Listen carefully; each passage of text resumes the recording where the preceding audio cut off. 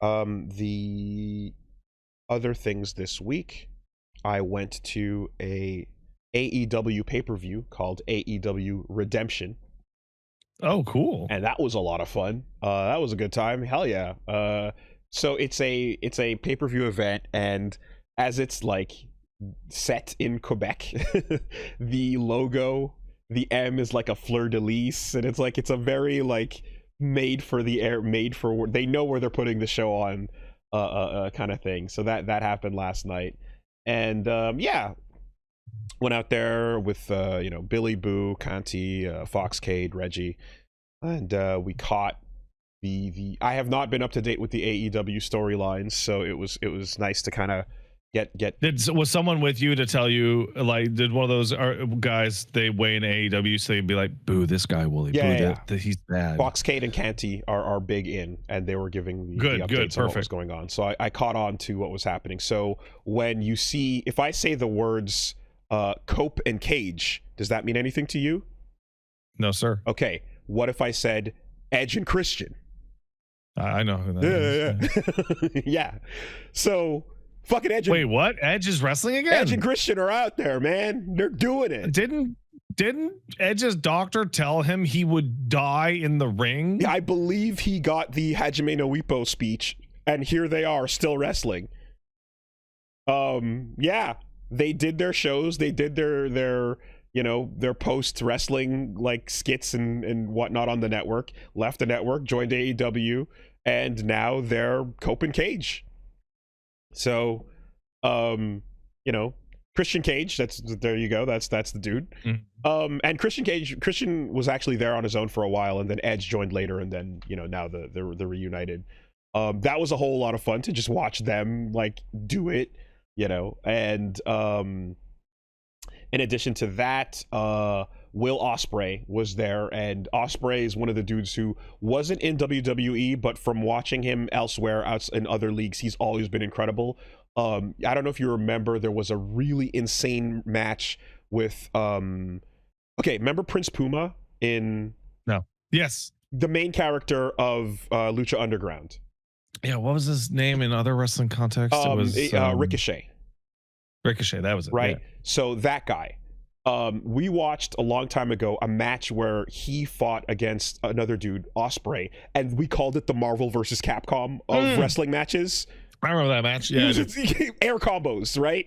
The air combos wrestling match. So the other guy who's not Ricochet, Prince Puma, is Will Ospreay. So it was really cool to see him, and he was joining up with the guy who used to be Dean Ambrose, so Moxley, and from the Shield in WWE, and like the whole thing is Ospreay is the high flying air combo dude, and he's hanging out with this faction that is all about submissions and breaking you and going over the top. And he's like, no, I'm a clean high flying hero. I don't want to fall. I don't want to do this dark stuff, And so they had their whole storyline play out. It was a lot of fun. Got to see dude comes out called the Painmaker, and he's got a big mask on, and he's got a jacket and a big barbed wire bat, and I'm like, what the fuck are we doing? Shockmaster energy, man. Yeah. And he walks out to the ring, and then he pulls the mask off, and it's Chris Jericho in makeup. Oh, okay. And Chris Jericho's like doing his Dude Love character, where once a year or so he'll just become the Painmaker, where he just jonkles, and then he's jonkling, and then he pulls out like a thumbtack elbow pad, or literally a mirror of glass, and is just getting thumbtacks in the brain and playing in it. Just fucking insane shit, where Jericho has to like get his... I thought Jericho was fucking dead, man. Nah, he has a dark side, and when the Jericho that jonkles comes out, and he becomes the Painmaker. It was kind of like, oh shit, I didn't expect to see that tonight. Let's go. That was super sick. Blood everywhere. The match was so bloody and gross and fucked up. They pulled out a DeWalt fucking screwdriver at one point, a drill, Yeah. And I'm just like, what do you? I'm like, at that, I'm not even reacting anymore. I'm just like, okay, you're just gonna murder in the ring now. We're just gonna murder each other, you know? Yeah, there's always a moment sometimes where you're like, I don't want to be interviewed after this about why I didn't stop like a hostile style torture murder in the middle of a wrestling ring, and how I just stood there and watched. You know, like a fucking New Jack match. Table comes out with barbed wire pre-wrapped around the table.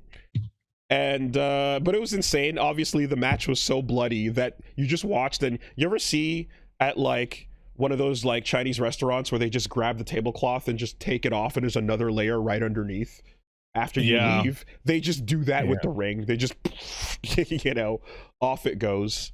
Take this bloody rag and feed it to the dogs out back. Straight up. They had some good women's matches as well that went down. Oh yeah, and a dude who was getting major heat was popping off and everyone loved him, called Speedball, and it turns out he's from Laval. So you're like, okay, well, yeah. Ew. That's a good way to get heat. Yeah.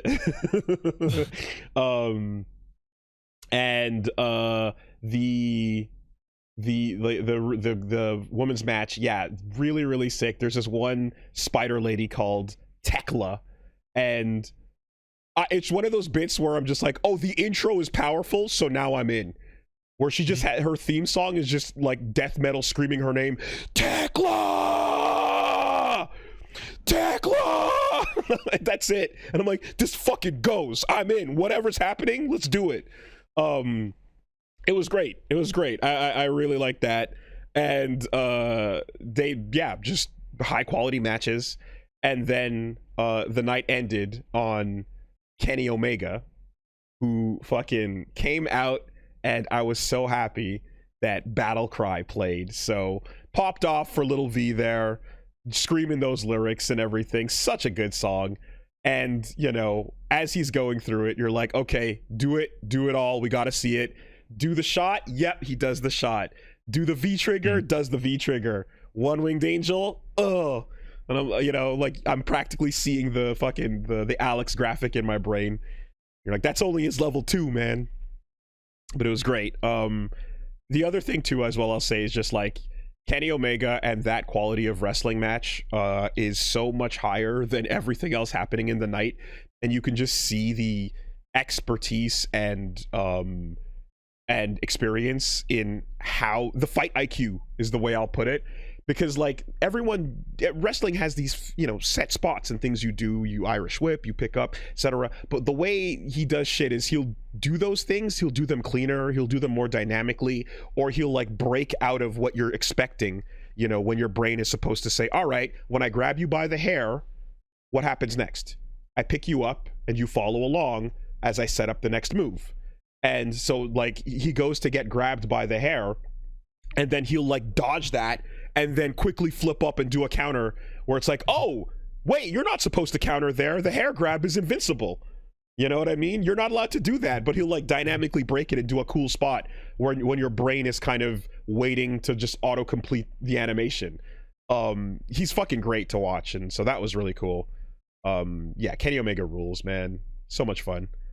And because you know that they care about storytelling, after the event ended, there was another like 20 minutes or so in the ring of just plot and skit and like his character establishing happening off mic, you know, just silently with people coming in and out and stuff. So the lore is being built, and they're heavily committed to it. So yeah, shout out to AEW Redemption. Great time, good stuff, and you know, fun to hear the chants and the Quebec versions of things. There's moments where the crowd is chanting "Pas gentil, pas gentil, pas gentil," and people in the ring are like, "What the fuck is this? What are they saying?" Yeah, really? Yeah, it's like one of the running gags. Not nice, not very nice, not very nice. You know, that's so weird. It's so weird. I don't know how it started or why, but people got super confused in the ring by it.